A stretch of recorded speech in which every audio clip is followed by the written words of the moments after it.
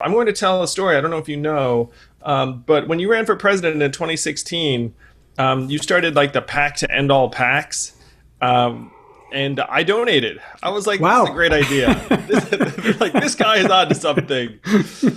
Now my story, I actually think of as a story of optimism because, in 2016, it was my view, it's actually 2015 when we started this.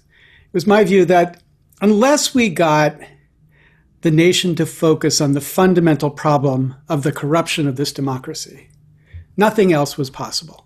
I mean, you got these candidates like Bernie and Hillary up on stage talking about all the amazing things they're going to do. You should have been on stage too, man. We talked about that. What was up with that? They changed the rules on you, right? Yeah, so I wanted to get them to focus on these fundamental issues, and I said, I will run for president if I can raise $1 million in 30 days. And the way I'd run for president is by making this issue the number one issue, the issue I talked about before anything else. Like, we have to commit to fixing democracy first. And so we raised the money in less than 30 days. And then were you like, oh my gosh, now I have to do it? Right. But the pollsters that we had said, look, based on what we know, you're going to qualify for the debates. The first challenge was that the Democratic Party had a rule that said that you had to be listed on a certain list of polls, and those polling companies were not including my name. So I just want to stop you there, Lawrence. That was actually really tricky for us too. Yeah. In 2018, they had a bunch of polls, and my name was not on them. And then you're like, well, if I'm not on the poll, then it's going to be very hard to qualify. Yes. So leading up to the first debate, the Bloomberg Press wrote a big editorial about how ridiculous this was, because you could tell from other polling that I would have qualified, but I wasn't on the approved list. My view at that point was, okay, their rule was, here's the approved list. You got to be on that list. Fine. The next time around, we'll make it. A week before, at the end of October, my campaign manager called me and he said, we're going to qualify. You're going to be in the next debate. And I said, he said, you got to get to work and preparing. So I drilled down to begin to prepare. And then at the end of the week, he called me back and he said, the Democratic Party has just changed the rules for the debate. You're not going to qualify. And they had recrafted the rule to draw the boundary precisely so that I would not qualify according to their new specified rules. And so, when it was clear they were going to change. What was the new boundary? What was the old boundary? What was the new boundary? So the rules they had originally announced, which they eventually agreed were the rules, was that you had to be at 1% in 3 polls within 6 weeks of the debate. Very reasonable. And then they changed the rules to say you had to be greater than 1% in 3 polls, and then they gave a period carving out the time before the debate. And that period was carved to lop off polls that had qualified me. And we knew what other polls were going to be announced, and there weren't going to be enough polls that were announced to qualify me at that point. Lawrence. That was a coincidence. They consulted the stars and found that there was a date cutoff that conformed to the somebody wrote me and said Democratic pulse of the nation, right? Somebody wrote me and said, thus was Gerrymandering born. Because this you got gerrymandered. That's right. But anyway, the point was, it was clear they didn't want somebody up on stage causing trouble around this issue. And, they saw what Donald Trump was doing on the Republican stage. I don't blame them in some sense, but they didn't want this issue to be central. When I tried to talk about this issue as being central, people are like, no, people care about healthcare. They care about climate change. They care about student debt. Well, and I was like, the danger, Larry, is that it seems, no offense to you, but you seem like a very smart guy. and so the danger when you talk about and you should know that I came away also convinced by our event together, where I was like, he's right. Democracy reform needs to be front and center because we'll never actually change anything meaningful without it. But the hazard I think that people have when you talk about it is they think in terms of process. That's what I meant by the smart guy. It's like, you're a smart guy, you have some fixes to the process, and the danger is that people will just be like, oh, this stuff is going to be wonky and uninteresting. But it seems like you've had a different experience when you talk about this, because Americans realize that we right now are not functioning in a democracy that's living up to the name. Yeah, and this is what's so hopeful, I think. In 2016, I couldn't get them to talk about this issue. In 2020, our group and Represent Us and End Citizens United succeeded in getting every major Democratic candidate. You were one of the first to commit to fundamental democratic reform in the first 100 days of their administration, including finally Joe Biden. But I thought most dramatically was Bernie Sanders, who finally came around to embracing vouchers, which you had embraced back in April of 2019. And he had an incredibly powerful story about why vouchers were so fundamental, shifting power to ordinary voters so that they are the one driving fundraising and the intention of candidates. And so, my view is we've come a long way in 5 years. We came from the issue not even Thanks being recognized. No. It's not just me. No. I mean, there are a lot of people that helped you. There are a lot of people, right? When we think about this issue, though, you are the first name that comes to mind. Right. So I think we're at this moment where, the House of Representatives passed H.R. 1 in 2019, the most important reform legislation passed by the House since the Voting Rights Act of 1965.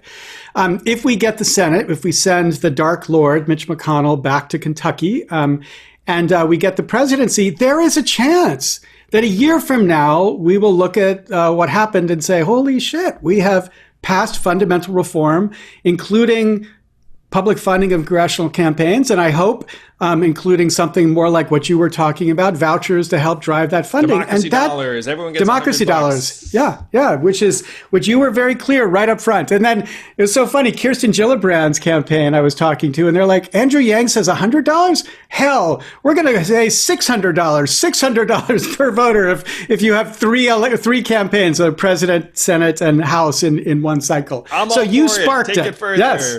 That's right. So I think we have a real shot if we can just get beyond the disaster that is looming in November of 2020. This is very optimistic. And H.R. 1 has many tremendous reforms in it.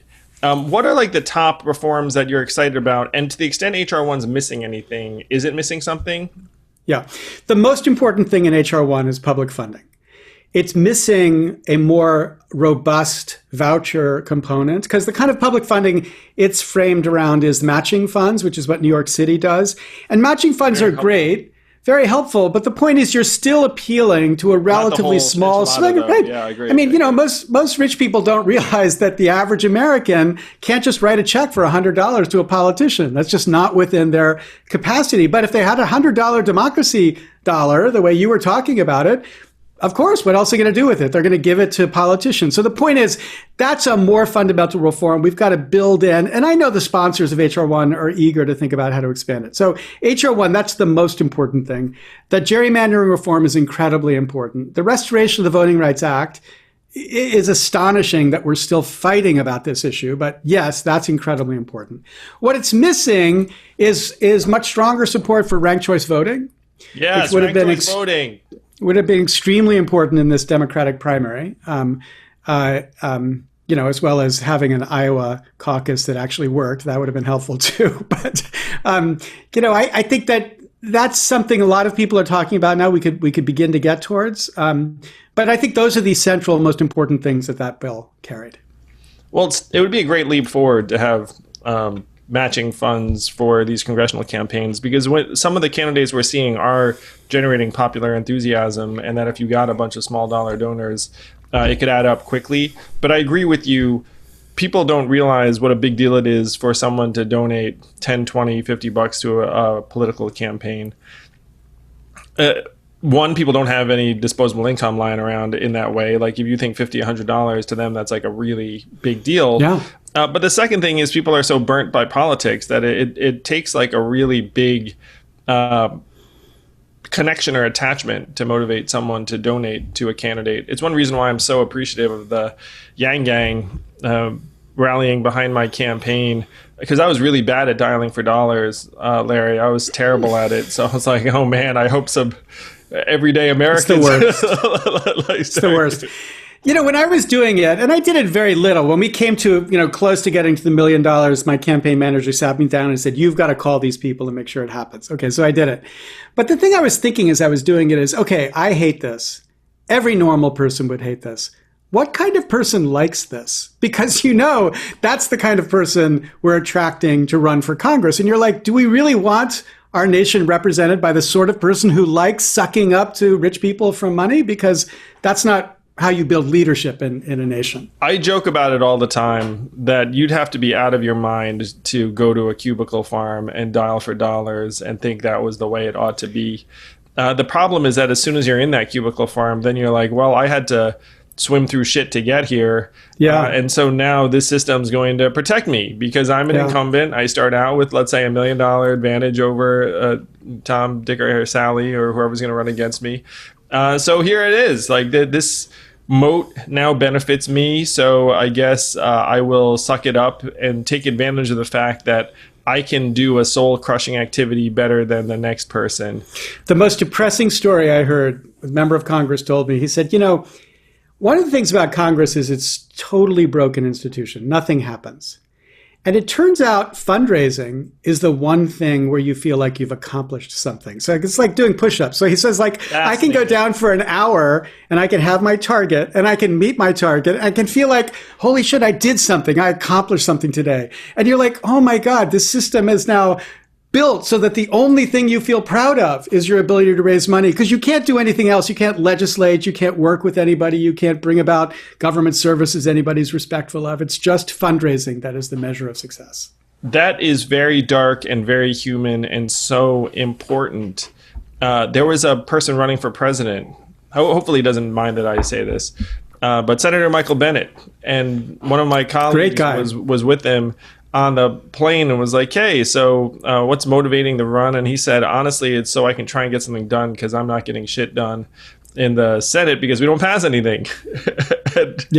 And so it speaks to the same thing where if you have a good person who wants to accomplish something, unfortunately, dialing for dollars at least gives them that momentary reinforcement that they got something good done, or good, I mean, in quotes. They succeeded. That's like such a microcosm of something I think. So here, one of the things I said on the trail was that in American life today, if you have money on one side and people on the other, the money's going to win. Like, who's going to win? And people all, like, uniformly at my events, they were like, yeah, the money's going to win. And so this is the case I made for Democracy Dollar. I said we have to unify the people and the money, and then you have a chance. Then the legislators start responding to you again. Thank you for listening in. I hope you enjoyed this conversation. If you did, please do subscribe to Yang Speaks and click on notifications so we can let you know every time we have a new episode.